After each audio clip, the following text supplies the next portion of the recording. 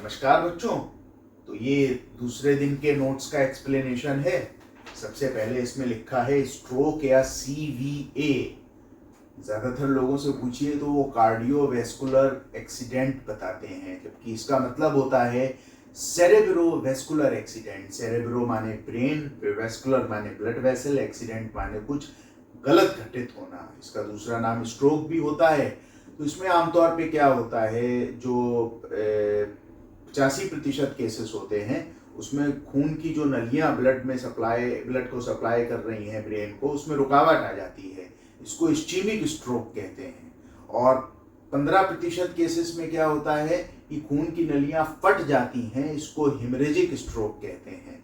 तो स्ट्रोक या CVA, इसका आमतौर पे असर क्या होता है, ब्रेन के जिस हिस्से को ये प्रभावित करते हैं वो हिस्सा काम करना बंद कर देता है।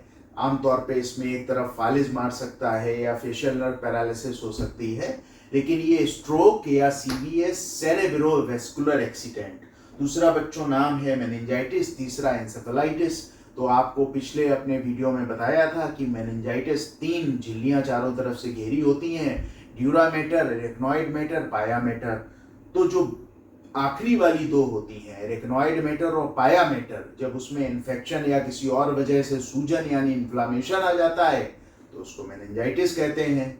एंसेफेलॉन का मतलब होता है ब्रेन में इन्फेक्शन या किसी वजह से सूजन आ जाए तो उसको एंसेफेलाइटिस कहते हैं। दिमागी बुखार या मस्तिष्क ज्वर जिसको कहा जाता है, इसके कई कारण हो सकते हैं। जैसे गोरखपुर में एक वक्त जैपनीज एंसेफेलाइटिस बहुत आतंक बना हुआ था, तो अभी रुका हुआ है वहां पर।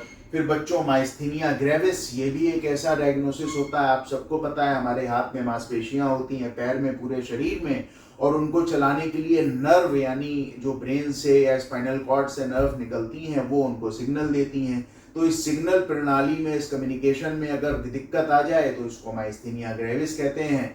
मसल्स में कमजोरी आ जाती है। अगला बच्चों है वर्टिब्रा। वर्टिब्रा सिंगुलर है यानी एक, और वर्टिब्री माने एक से ज्यादा। तो अगर उसमें फ्रैक्चर हो जाए तो वर्टिब्रा या वर्टिब्री फ्रैक्चर।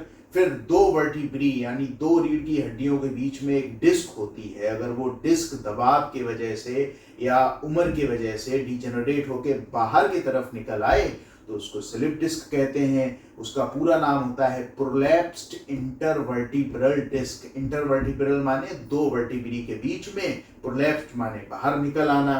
फिर बच्चों अगला है हाइड्रोकेफेलस।